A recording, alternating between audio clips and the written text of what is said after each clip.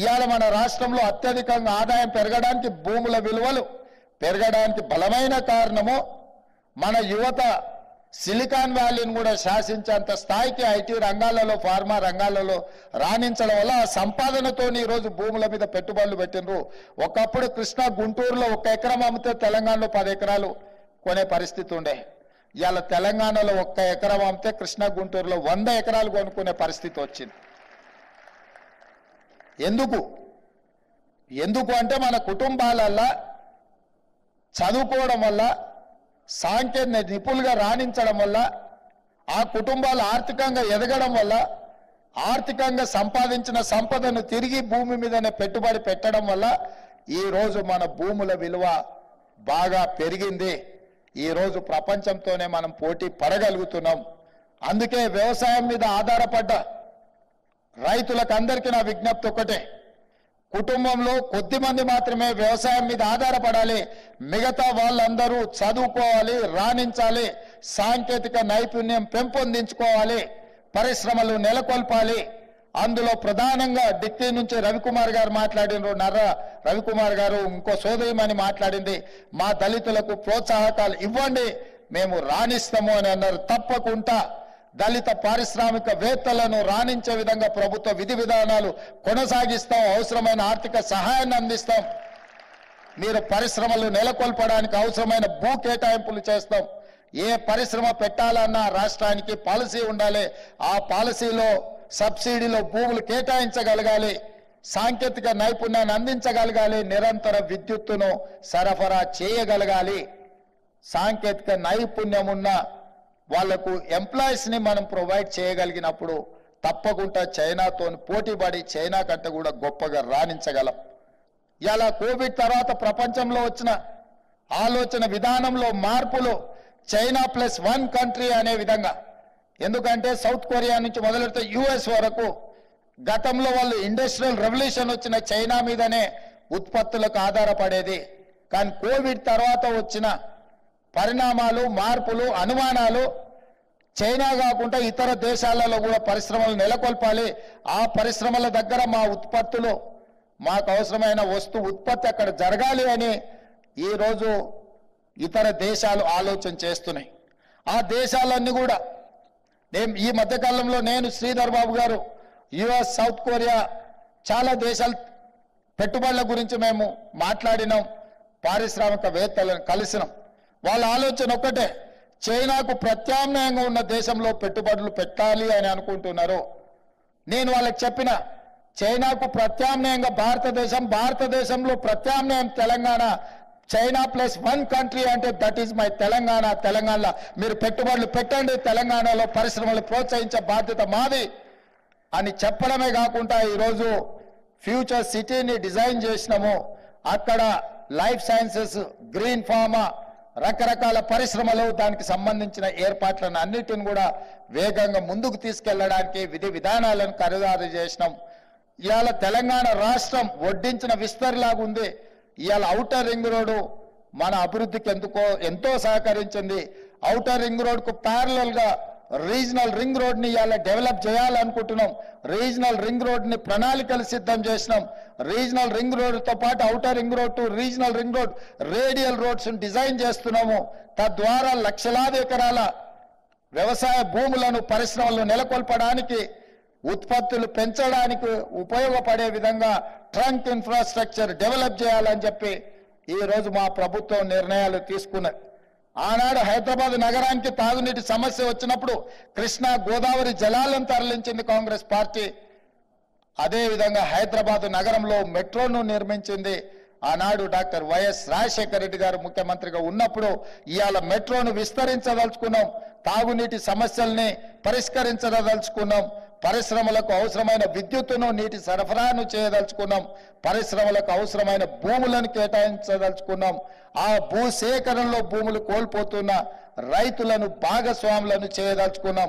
ఇవాళ మూసి అంటే మురికి కూపం కాదు, మూసి అంటే ఒక ఇండస్ట్రియల్ రెవల్యూషన్ వచ్చిన ప్రాంతంగా డెవలప్ చేయాలని మూసి రివర్ డెవలప్మెంట్ ఫ్రంట్ని ఈరోజు ముందుకు తీసుకొచ్చినాం. దానికోసం కూడా అంతర్జాతీయ కన్సల్టెంట్స్ను అపాయింట్ చేసినాం. తొందరలోనే హడ్సన్ రివర్ అమెరికాలో ఉన్నట్టుగా థేమ్ రివర్ లండన్లో ఉన్నట్టుగా తెలంగాణ రాష్ట్రంలో హైదరాబాద్ నగరంలో మూసీ రివర్ను డెవలప్ చేసి ప్రపంచంలో పర్యాటకులందరూ కూడా వచ్చి మూసీని చూసే విధంగా, మూసీ అంటే ఒక అద్భుతం మ్యాన్ మేడ్ వండర్ అనే విధంగా తీర్చిదిద్దాలి అని చెప్పి ఈరోజు మా ప్రభుత్వం నిర్ణయాలు తీసుకొని ముందుకు వెళ్తున్నది.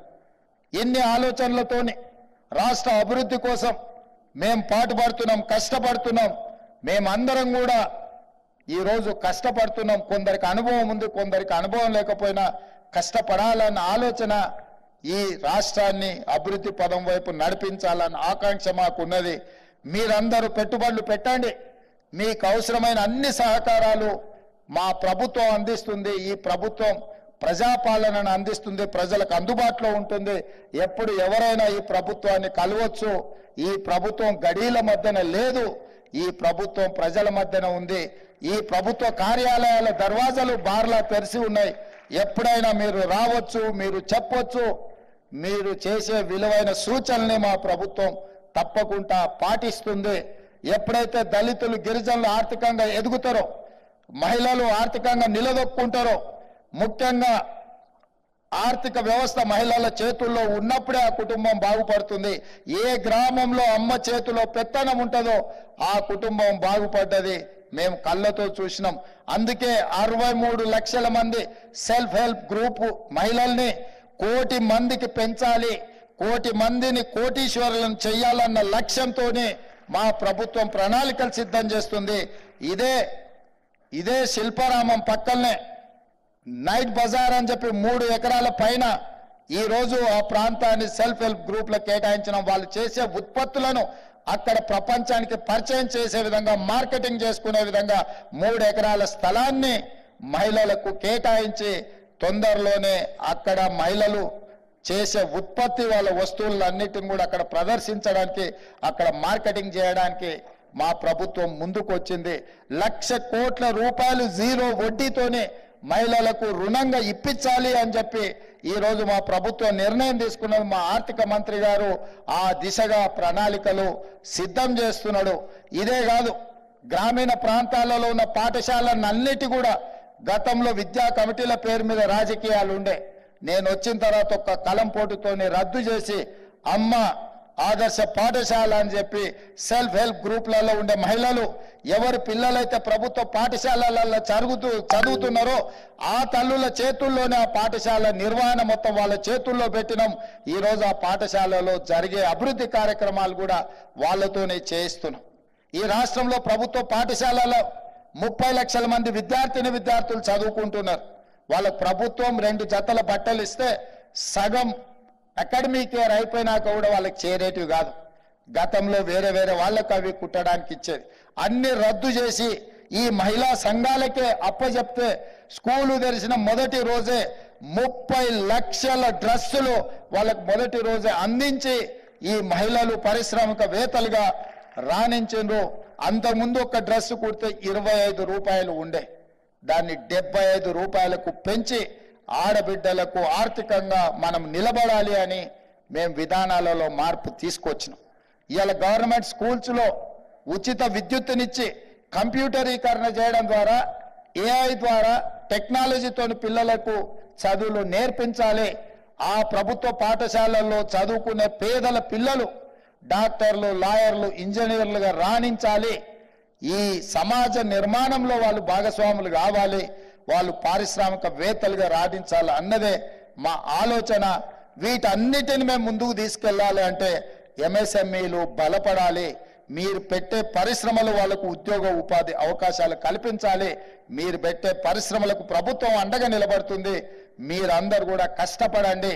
ఈ రాష్ట్ర నిర్మాణంలో, ఈ రాష్ట్ర ఆర్థిక ఎదుగుదలలో, ఈ రాష్ట్ర ఎకానమీని $1 ట్రిలియన్ కి తీసుకెళ్ళాలి అని అంటే ఈ పరిశ్రమలన్నీ కూడా రాణించాలి. ఈ పరిశ్రమలకు సంపూర్ణంగా మా ప్రభుత్వం సహకారం అందిస్తుంది. ఒక ఎంటర్‌ప్రెన్యూర్, అన్ని రకాలుగా అవగాహన ఉన్న వ్యక్తి ఈ శాఖకు మంత్రిగా ఉన్నారు. I'm happy for that. నాకంటే కూడా మా మంత్రి గారికి ఇందులో నైపుణ్యం ఉంది, అవగాహన ఉంది. వారు తీసుకొచ్చే ఏ ప్రతిపాదనైనా నేనైనా, మా ఆర్థిక మంత్రి గారు కొంచెం గట్టిగా కొలిసి మెజర్ చేసి మాత్రమే విడుదల చేస్తారు. ఇది ఖర్చు కాదు, ఇది పెట్టుబడి. ఈ పెట్టుబడి మరింత పెట్టుబడులను పెంచుతుంది. ఎంఎస్ఎంఈలకు ఇచ్చేది మనకి ఎక్స్పెండిచర్ గా, this is an investment. Investment చేయడం ద్వారా పరిశ్రమలు బలపడతాయి. ఆ బలపడ్డ పరిశ్రమలు మళ్ళీ మీకే పన్నులు కడతాయి. ఈ రోజు 3 లక్షల కోట్ల ఉన్న మీ బడ్జెట్ తొందరలోనే మీ టెన్యూర్లోనే 7 లక్షల కోట్ల రూపాయలకు చేరుతుందని నేను బలంగా నమ్ముతున్నాను. 2028 లోపల తప్పకుండా మీరు 7 లక్షల కోట్ల రూపాయల బడ్జెట్ను ప్రవేశపెడతారని నేను సంపూర్ణంగా నమ్ముతున్నా. అందులో వీళ్ళందరి భాగస్వామ్యం ఉంటుందని చెప్పి నేను సంతోషంగా తెలియజేస్తూ మీ అందరి దగ్గర సెలవు తీసుకుంటున్న మిత్రులారా.